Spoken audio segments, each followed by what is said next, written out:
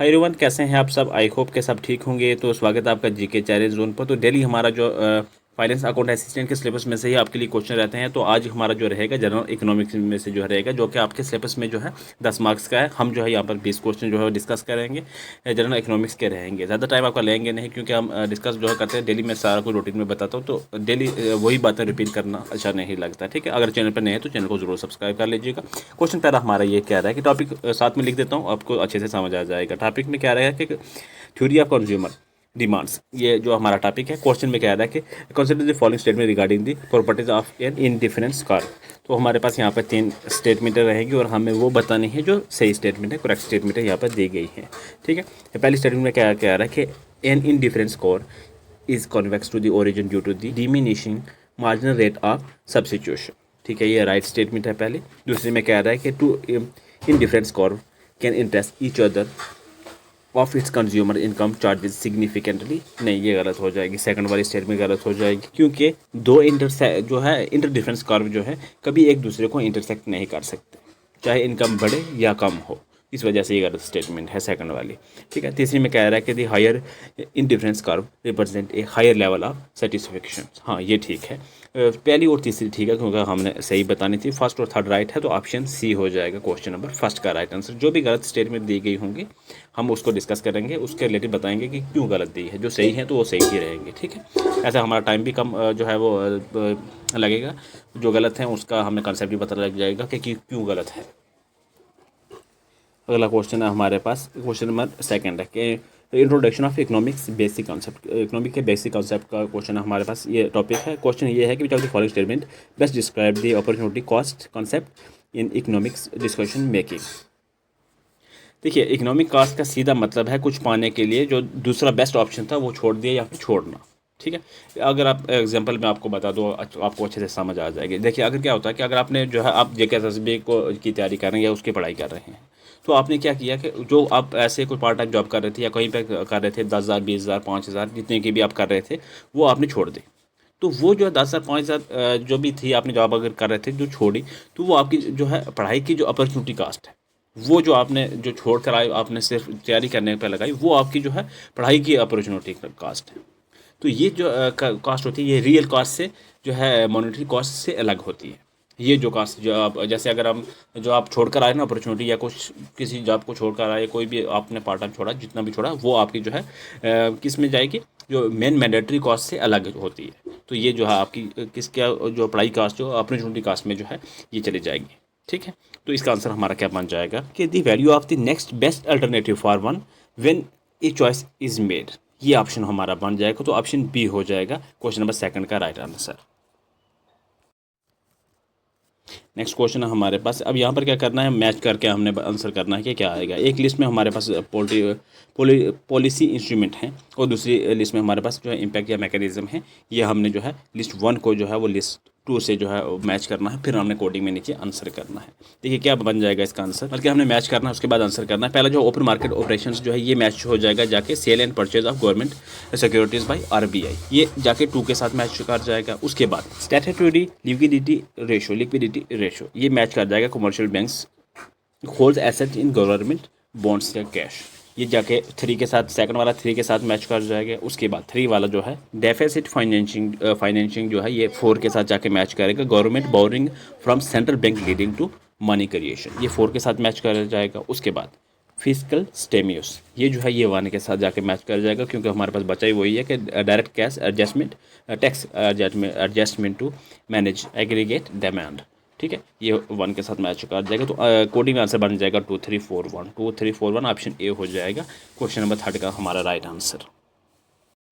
Next question है हमारे पास। यहाँ पे टॉपिक क्या है कि डिमांड एनालिसिस। टॉपिक में क्वेश्चन में कह रहा है कि if the cross price elasticity of demands between goods x and good y is negative, it implies that two goods are. देखिए क्या होता है कि क्रॉस प्राइस इलास्टिसिटी नेगेटिव तब होती है जब एक प्रोडक्ट की प्राइस बढ़ने से जो है दूसरे प्रोडक्ट की जो है डिमांड घट जाए, यानी कि कम हो जाए। जैसे अगर हम एग्जांपल लेते हैं कि जैसे कार और पेट्रोल, अगर पेट्रोल महंगा होगा तो लोग कार कम खरीदेंगे।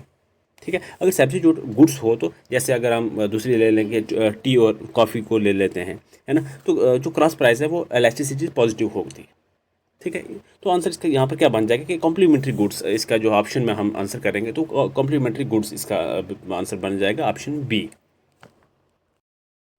अगला क्वेश्चन हमारे पास फैक्टर प्राइसिंग के रिलेटेड जो है ये टॉपिक है, उसमें से क्वेश्चन ये कह रहा है कि according to David Ricardo's theory of rent which of the following statements are correct. जो भी यहाँ पर नीचे 3 स्टेटमेंट दी हैं और हमें जो सही स्टेटमेंट है, करेक्ट स्टेटमेंट है, वो हमने बतानी है। पहली स्टेटमेंट में क्या है, 3 स्टेटमेंट है हमारे पास। पहली में हमने बताना है, पहली हमारे पास स्टेटमेंट है कि rent is a differential surplus arising due to the differential in the inherent fertility of soil. ठीक है, ये राइट स्टेटमेंट है। तो सेकंड में कह रहा है कि rents inter into the price of agriculture produce, नहीं ये गलत हो जाएगी सेकंड वाली।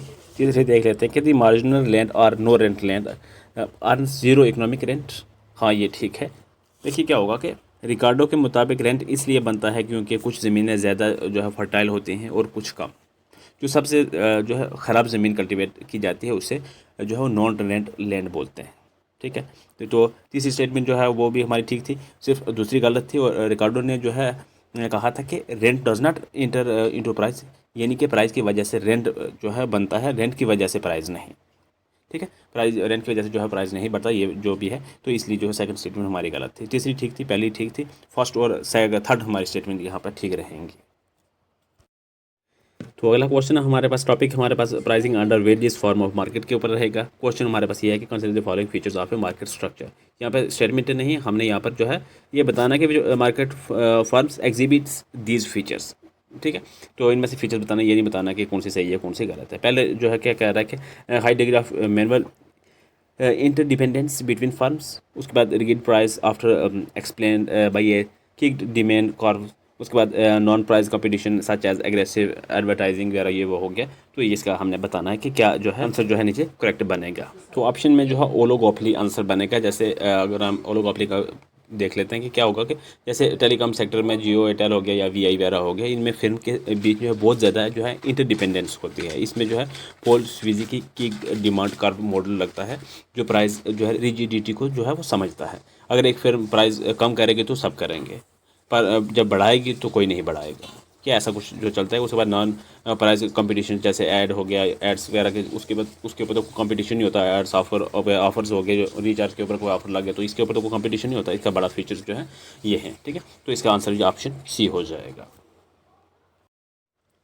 तो अगला क्वेश्चन है हमारे पास टॉपिक क्या रहेगा कि factors of production and law of production. ठीक है, टॉपिक ये है, क्वेश्चन ये है कि the law of variable proportions operations in the short run में क्या आंसर बन जाएगा। तो देखिए क्या होगा इसका कि शॉर्ट रन में हमारे पास जो है सारे फैक्टर्स बदलने का टाइम नहीं होता।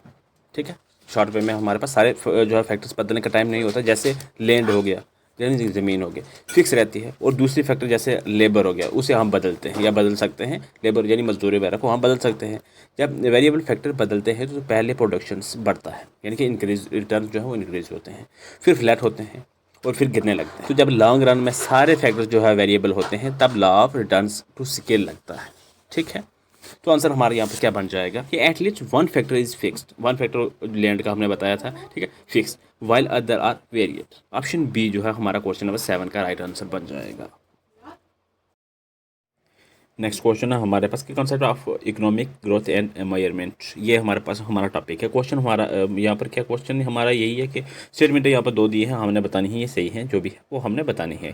तो क्या कह रहा है यहाँ पर कि पहले स्टेटमेंट में कह रहा है कि economic development is a broader concept than economic growth. ठीक है, राइट है पहले स्टेटमेंट। सेकंड में कह रहा है कि quantitative parameters like GDP and per capita income fully captures economic development. ये गलत स्टेटमेंट हो जाएगी सेकंड वाली। देखिए क्या होगा कि इकोनॉमिक ग्रोथ एक सिर्फ जो है क्वांटिटेटिव चार्ज है, जैसे जीडीपी का बढ़ना, लेकिन इकोनॉमिक डेवलपमेंट एक स्ट्रक्चर और जो है क्वालिटेटिव कॉन्सेप्ट है, जिसमें एजुकेशन, हेल्थ, इक्वलिटी और इंस्टीट्यूशनल चार्ज भी आते हैं। इसलिए जीडीपी या पर कैपिटा इनकम से जो है ग्रोथ तो मैयर हो सकती है, पर कंप्लीट डेवलपमेंट नहीं। इस वजह से सेकंड स्टेटमेंट हमारी गलत है। आंसर हम किस तरीके से करेंगे यहाँ पे कि statement first is correct but statement second is incorrect. इस तरीके से जो है इस पर ऑप्शन हमारा हमने करना है, तो ऑप्शन सी हो जाएगा इसका राइट आंसर। अगला क्वेश्चन है हमारे पास टॉपिक क्या रहेगा, characteristics and problems of developing economy. Question हमारा क्या रहेगा कि the phenomena of vicious circle of poverty commonly found in the developing Nations operates primarily because low income leads to low saving, which leads to low investment and low productivity keeps income low. Option A हो जाएगा question number 9 का right answer. अगला question number 10 है हमारे पास planning versus market economy के related ये topic है। क्वेश्चन हमारा ये है कि if your market economy resolve its central economics problems what how and for whom to produce primarily through the price mechanism operates by market force of demand and supply. तो option हो जाएगा इसका B, question number 10 का right answer. Next question है, topic हमारा economic reforms in India हो रहेगा। Question हमारा रहेगा which of the following was not a part of the structural adjustment stabilisation measures introduced under the new economic policy of 1991 in India. इनमें से कौन सा जो है वो रहेगा हमारा आंसर, तो वो रहेगा ऑप्शन सी में, को introduction of the foreign exchange regulation act to tighten capital flow. तो ये रहेगा ऑप्शन सी, क्वेश्चन नंबर 11 का हमारा राइट आंसर। नेक्स्ट क्वेश्चन हमारे पास टॉपिक क्या रहेगा, concept and measurement of national income. Question हमारे पास क्या है कि while calculating national income in India which of the following is deducted from domestic product. तो ये क्या इसका आंसर बन जाएगा कि डिप्रिसिएशन एंड इनडायरेक्ट टैक्सेस, इसका आंसर बन जाएगा ऑप्शन ए, क्वेश्चन नंबर 12 का राइट आंसर। नेक्स्ट क्वेश्चन है, टॉपिक हमारे पास रोल ऑफ आरबीआई रहेगा। क्वेश्चन ये है कि when the Reserve Bank of India RBI wants to curb inflationary pressures in the economy it will adopt which of the following stance. तो क्या होगा कि increase and reserve repo rate and increase the cash reserve ratio, CRR जो भी है, तो option B हो जाएगा, क्वेश्चन नंबर 13 का हमारा राइट आंसर। तो अगला क्वेश्चन हमारे पास टॉपिक क्या रहेगा, factor pricing marginal productivity theory के ऊपर क्वेश्चन रहेगा। क्वेश्चन ये है कि according to the marginal productivity theory of distributing under perfect competition a profit maximising firm will hire a factor of productions. Example हो गए हमारे पास labour up to the point where. तो आंसर क्या बन जाएगा इसका, आंसर ऑप्शन बी में हो जाएगा कि value of marginal product is equal to the marginal factor cost wage rate वगैरह हो गया। तो ऑप्शन बी में इसका आंसर बन जाएगा। नेक्स्ट क्वेश्चन है हमारे पास, क्वेश्चन टॉपिक ये रहेगा कि pricing under various form of markets. Question ये रहेगा consider the following statement regarding A monopolistic market. Question ये रहेगा और उसके बाद हमारे जो स्टेटमेंट है यहाँ पर इस बार दी गई हैं 3 स्टेटमेंट हैं और हमें वो स्टेटमेंट बताने हैं जो करेक्ट स्टेटमेंट है। पहला स्टेटमेंट कह रहा है कि the monopolist faces A perfectly elastic downward sloping demand curve. नहीं, पहला ही स्टेटमेंट का यह हमारी गलत हो जाएगी, क्योंकि मोनोपोलिस्ट की डिमांड कर्व जो डाउनवर्ड स्लोपिंग होता है पर लेस इलास्टिक या इन इलास्टिक होता है। ठीक है, परफेक्टली कंपटीशन के कर्व परफेक्टली इलास्टिक होती है, इस वजह से ये गलत है। परफेक्टली जो है इलास्टिक होती है, तो ये गलत पहली स्टेटमेंट इस वजह से है। दूसरी में कह रहा है कि in the long run monopolist can earn abnormal या super normal profit due to the high entry barriers. ठीक है, ये सेकंड वाली ठीक है। तो तीसरे में कह रहा है कि price discrimination is possible only when price elasticities of demand into different market are different. तो ये भी जो है स्टेटमेंट हमारी ठीक हो जाएगी। पहली स्टेटमेंट गलत है, दूसरी तीसरी स्टेटमेंट हमारी ठीक है, तो हमारे पास ऑप्शन बी हो जाएगा, क्वेश्चन नंबर 15 का राइट आंसर। तो अगला क्वेश्चन हमारे पास टॉपिक रहेगा introduction of economics methodology. Question ये कह रहा है कि read the following 2 statements carefully. 2 statement हमारे दिए हैं और केयरफुली हमने पढ़नी है, उसके बाद आंसर जो करेक्ट जो है वो बतानी है इनमें से। ठीक है, करेक्ट है तभी बतानी, नहीं है तभी बतानी, क्योंकि यहाँ पर ऑप्शन वैसे ही दिए हैं। पहले में कह रहा है कि the government should provide unemployment allowance to all youth, this is the example of positive economics. बिल्कुल गलत है, ऐसा कुछ है ही नहीं है, ये पहली स्टेटमेंट गलत है। दूसरी कह रहा है कि an increase corporate tax rates led to a decrease a private industrial investment, this is an example of normative economics. ये भी गलत है, ये दोनों ही गलत स्टेटमेंटें दी गई हैं यहाँ पर। यहाँ पर ऑप्शन हमारा डी हो जाएगा, both statements are incorrect. Next question है हमारे पास, टॉपिक क्या रहेगा, concept of economic growth and its measurement. Question हमारा क्या रहेगा, if a country's nominal GDP is growing at 12% per annum and the GDP deflator is 5%, what will be the approx real GDP growth rate of that nation. तो ये वो रहेगी 7%। Option हो जाएगा B, question number 17 का right answer. Next question है हमारा, topic रहेगा फेशियल पॉलिसी। क्वेश्चन हमारे पास की वजह the following items is classified under the capital receipts of the union budget of India. कौन से रहेगी, ऑप्शन सी में हो जाएगा, disinvestment proceeds from selling shares of public entities. Option C हो जाएगा, क्वेश्चन नंबर 18 का राइट आंसर। नेक्स्ट क्वेश्चन है हमारे पास, टॉपिक क्या रहेगा, factor of production and law of production. Question क्या कह रहा है कि consider the following statement regarding the returns to scale in the long run theory of production. 3 statement है हमारे पास और हमें वो बतानी है जो सही स्टेटमेंट है, करेक्ट स्टेटमेंट है। पहले स्टेटमेंट में क्या रहा है कि constant return to scale occurs when the proportional increase in all input results in an equal proportionals increase in input. ठीक है, राइट स्टेटमेंट है ये। सेकंड कह रहा है कि economics of scales like bulk buying discount edge and specialised machinery. Explain why ये firm experience increasing returns to scale initially. ठीक है, ये भी राइट स्टेटमेंट है। तीसरी में कह रहा है कि decreasing returns to scale happens primarily due to the management and coordination problem as the scale of operations grow too large. ये ठीक है, ये भी ठीक है, तीसरी भी ठीक है। तो यहाँ सारी स्टेटमेंटें हमारी करेक्ट हो जाएंगी। ऑप्शन डी हो जाएगा, first second and third all are correct. अगला क्वेश्चन है हमारे पास रोल ऑफ आरबीआई। क्वेश्चन ये टॉपिक है, क्वेश्चन ये रहेगा which of the following instrument use by the Reserve Bank of India is characterise as a qualitative credit control measure. तो वो है consumer credit regulation. Option B हो जाएगा question number 20 का राइट आंसर।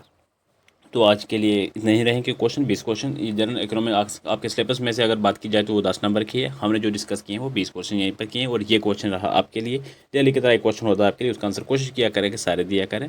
टॉपिक क्या रहेगा आपके पास जिसका क्वेश्चन का आंसर देना आपने कि प्लानिंग वर्सेज मार्केट इकोनॉमी का। ठीक है, इसका आंसर आपने बताना है कि कौन सी जो है स्टेटमेंट, कितनी स्टेटमेंट जो है करेक्ट है, वो आपने कमेंट में बता देना है कि क्या इसका राइट आंसर रहेगा। बाकी ज़्यादा आपका टाइम ज़ाया नहीं करेंगे। आप जो है टेलीग्राम ज़रूर ज्वाइन कर लीजिएगा। मैं जो भी होता है जब भी PDF का मुझे टाइम लगता है तो मैं PDF बना के वहाँ पर अपलोड कर देता हूँ। मोस्टली जो है 2 से 4 बल्कि 3 से 4 बजे के बीच में जो है वो अपलोड करता हूँ, लेकिन कभी अप डाउन हो सकता है। तो आप ज्वाइन कर लीजिएगा वहाँ, उससे आपको जो है अगर यहाँ पर आप देखोगे यहाँ पर आपको एक्सप्लेनेशन मिल जाती है। वहाँ पर एक्सप्लेनेशन में नहीं दे पाता, लेकिन क्वेश्चन आंसर जो है वहाँ पर आपको मैं प्रोवाइड कर देता हूँ टेलीग्राम पर। बाकी फर्दर अगर JKPSC की कोई तैयारी कर रहा है तो उसका भी मटेरियल वहाँ पर प्रोवाइड कर दिया जाता है।